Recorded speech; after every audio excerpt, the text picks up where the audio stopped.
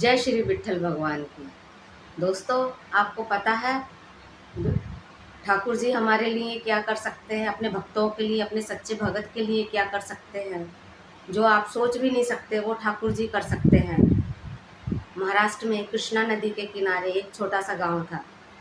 वहाँ पे एक ब्राह्मण परिवार की एक वधू थी जिसके सास ससुर उसे बहुत ही ज़्यादा तंग करते थे और पति भी बहुत ही ज़्यादा मारता पीटता था।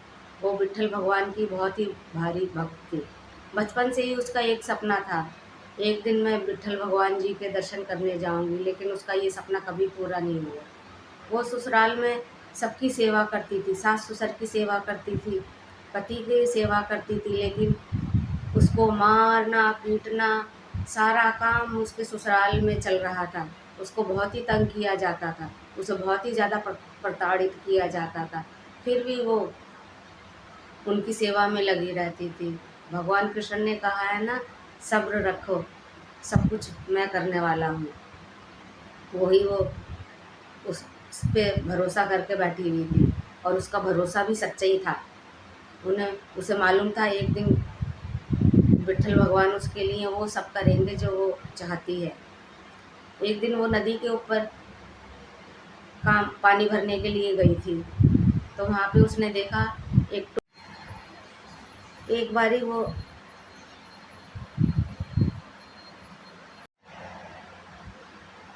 एक दिन बहू उनकी नदी के ऊपर जल भरने गई, तो उसने देखा एक टोली जा रही थी विट्ठल भगवान के दर्शन करने। दूसरे दिन आषाढ़ मास की एकादशी थी, तो उसने सोचा कभी मुझे जाने को नहीं मिला विट्ठल भगवान के दर्शन करने, तो मैं भी चली जाती हूँ। तो उसने अपनी संग में आई सहेली जो पानी भरने आई थी उससे कहा कि मेरे ससुराल में जाके मेरे पति को और सास ससुर को बता देना कि मैं विट्ठल भगवान के दर्शन करने गई हूँ। तो उसकी सहेली ने घर जाके बता दिया कि आपकी बहू गई है विट्ठल भगवान के दर्शन करने। तो उसके सास ससुर को बहुत ही गुस्सा आया कि हमसे बताए बिना चुपचाप वो चली गई करके, और उनको ये बात उनकी पसंद नहीं आई, उसकी अपनी बहू की बात पसंद नहीं आई। तो वो गए और रास्ते ही से अपनी बहू को मारते पीटते लेके आए, उसे जाने ही नहीं दिया विट्ठल भगवान के दर्शन करने। और बोले घर लाके उसे अपने घर में बांध दिया खंबे के संग और कहा आप करने जाएगी विट्ठल भगवान के दर्शन हमें बताए बिना।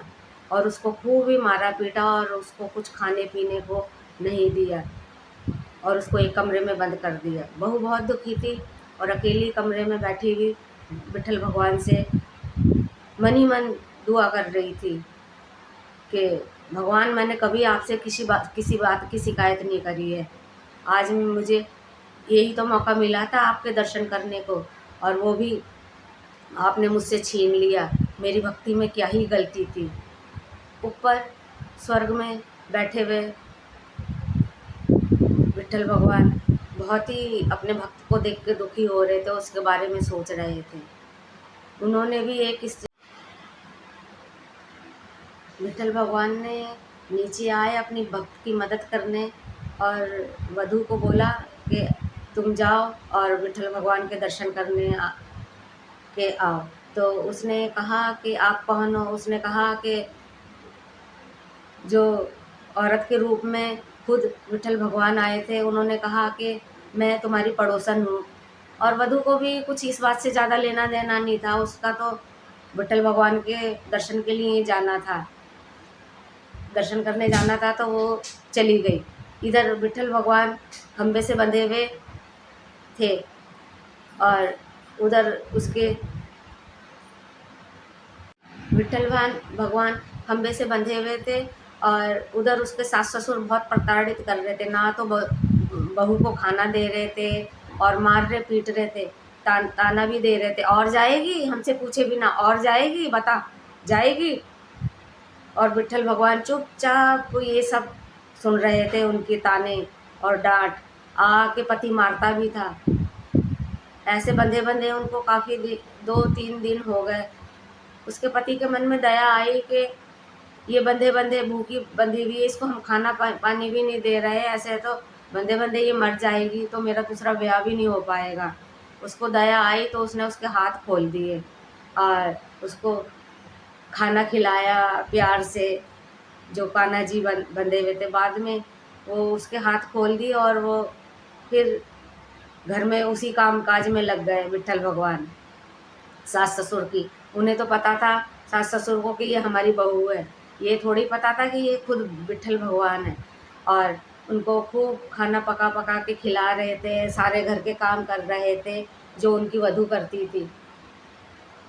विट्ठल भगवान के हाथ का खाना खाते खाते सास ससुर और पति की भी थोड़ी बुद्धि सही हुई और उनका बर्ताव उसके अपनी वधू के प्रति काफ़ी बढ़िया होता जा रहा था। और क्योंकि वो तो साक्षात विट्ठल भगवान थे और उनके हाथ का खाना खाने से तो किसी की भी बुद्धि अच्छी हो सकती है।